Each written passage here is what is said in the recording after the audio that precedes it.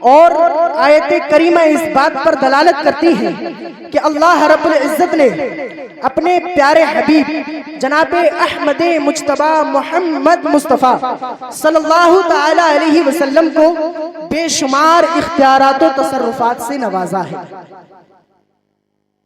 بہت سی احادیث کریمہ ہیں جو حضور کے اختیارات و تصرفات پر دلالت کرتی ہیں، اور اختیارات مصطفیٰ یہ ایک ایسا مسئلہ ہے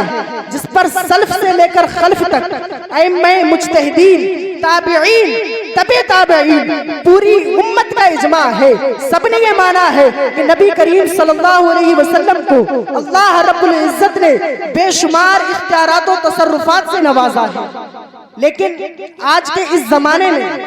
کچھ ایسے لوگ بھی ہیں جو حضور صلی اللہ علیہ وسلم کے اختیارات و تصرفات کا انکار کرتے ہیں، جو حضور صلی اللہ علیہ وسلم کے اختیارات و تصرفات کو نہیں مانتے ہیں۔ حضرات،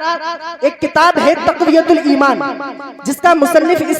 اسماعیل دہلوی ہے، وہ اس کتاب کے صفحہ نمبر 71 پر لکھتا ہے کہ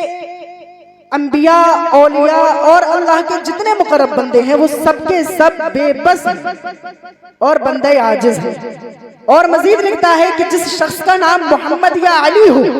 وہ کسی چیز کا مالک و مختار نہیں۔ اب فیصلہ آپ کو کرنا ہے کہ تقویت الایمان کو مانا جائے یا صحابہ کرام کے اقوال کو مانا جائے، تقویت الایمان کو مانا جائے یا ائمہ مجتہدین کو مانا جائے، تقویت الایمان کو مانا جائے یا تابعین کو مانا جائے، تقویت الایمان کو مانا جائے یا تبع تابعین کو مانا جائے۔ تو آپ کا جواب یہی ہوگا کہ یہ کتاب تقویت الایمان نہیں بلکہ تفویت الایمان ہے، یعنی ایمان کو فوت کرنے والی کتاب ہے۔ ہرگز وہ شخص مسلمان نہیں ہو سکتا جو حضور صلی اللہ علیہ وسلم کے بارے میں ایسا عقیدہ رکھے جو حضور کے اختیارات و تصرفات کا انکار کرے، وہ ہرگز مسلمان نہیں ہو سکتا، وہ ہرگز مسلمان نہیں ہو سکتا۔ اور یہی عقیدہ تمام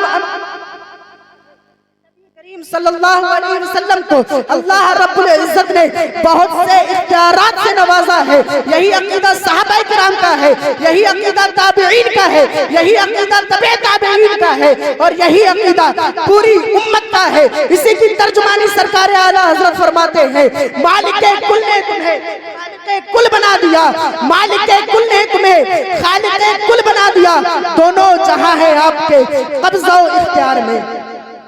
دونوں جہاں ہے آپ کے قبضہ و اختیار میں۔ حضرات محترم، نبی کریم صلی اللہ علیہ وسلم کے اختیارات و تصرفات پر بہت سی احادیث کریمہ دلالت کرتے ہیں۔ آئیے اب میں آپ کو ایک حدیث شریف سناتا چلوں۔ مشکات شریف کی حدیث ہے، وعن ابن عمر قال كنا مع النبي صلى الله عليه وسلم في سفر فأقبل أعرابي فلما دنا قال له رسول الله صلى الله عليه وسلم تشهد أن لا إله إلا الله وأن محمدا عبده ورسوله قال من يشهد على ما تقول قال له رسول الله صلى الله عليه وسلم هذه السلمة فدعاها رسول الله صلى الله عليه وسلم وهو بشاطئ الموادي فأقبلت تخض الأرض حتى قامت بين يديه فاستشهدها ثلاثا فالشهيدت ثلاثا أنه كما قال۔ حضرات محترم، اس حدیث پاک کا ترجمہ یہ ہے، عن ابن عمر، حضرت ابن عمر رضی اللہ تعالیٰ عنہ سے روایت ہے، قال وہ بیان فرماتے ہیں، کننا مع النبی صلی اللہ علیہ وسلم، ہم نبی کریم صلی اللہ علیہ وسلم کے ساتھ فی سفر میں تھے، فاقبل اعرابی، تو ایک اعرابی آیا، فلما دنا، تو وہ نبی کریم صلی اللہ علیہ وسلم کے قریب پہنچا، قال له رسول اللہ صلی اللہ علیہ وسلم، نبی کریم صلی اللہ علیہ وسلم نے اس سے فرمایا، تشہد ان لا الہ الا اللہ وحدہ لا شریک لہ، کیا تو گواہی دیتا ہے کہ اللہ کے سوا کوئی معبود نہیں، وہ یکتا ہے اور اس کا کوئی شریک نہیں، وَأَنَّ مُحَمَّدًا عَبْدُهُ وَرَسُولُهُ، اور محمد صلی اللہ علیہ وسلم اس کے بندے اور اس کے رسول ہیں۔ قالا، تو اس اعرابی نے کہا، وَمَن تَشْهَدُ عَلَى مَا تَقُولُ، اور کون گواہی دیتا ہے، وَمَن يَشْهَدُ عَلَى مَا تَقُولُ، اور کون گواہی دیتا ہے جو تم کہتے ہو۔ فقالا، تو نبی کریم صلی اللہ علیہ وسلم نے ارشاد فرمایا، هذه السلمة، یہ ببول کا درخت، فدعاها رسول اللہ صلی اللہ علیہ وسلم، تو نبی کریم صلی اللہ علیہ وسلم نے اس درخت کو بلایا، وَهُوَ بِشَاطِئِ الْمَوَادِ، اور وہ ایک وادی کے کنارے پر تھا، فَأَقْبَلَتْ تَخُضُّ الْأَرْضَ، تو وہ درخت زمین کو چیرتا ہوا آیا حتی قامت بین یدیہ یہاں تک کہ وہ آپ کے سامنے آ کر کھڑا ہو گیا فاستشہدھا ثلاثا تو نبی کریم صلی اللہ علیہ وسلم نے اس سے 3 مرتبہ گواہی دی فشہدت ثلاثا تو اس نے 3 مرتبہ گواہی دی انہو کما قالا کہ بے شک ایسا ہی ہے جیسا آپ نے فرمایا ثم رجعت الی منبتھا پھر وہ اپنی جگہ پر لوٹ گیا اسی کی ترجمانی سرکار اعلیٰ حضرت فرماتے ہیں چاند شک ہو پیڑ بولے جانور سجدہ کرے چاند شک ہو پیڑ بولے جانور سجدہ کرے بارک اللہ مرجع عالم یہی سرکار ہے بارک اللہ مرجع عالم یہی سرکار ہے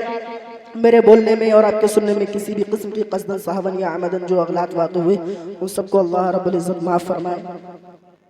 اللہ رب العزت دعا ہے کہ ہمارے تمام گناہوں کو معاف فرمائے استغفر اللہ ربی من کل ذنب واتوب الیہ کلمہ شریف پڑھیں لا الہ الا اللہ محمد رسول اللہ صلی اللہ تعالی علیہ وسلم وما علینا الا البلاغ السلام علیکم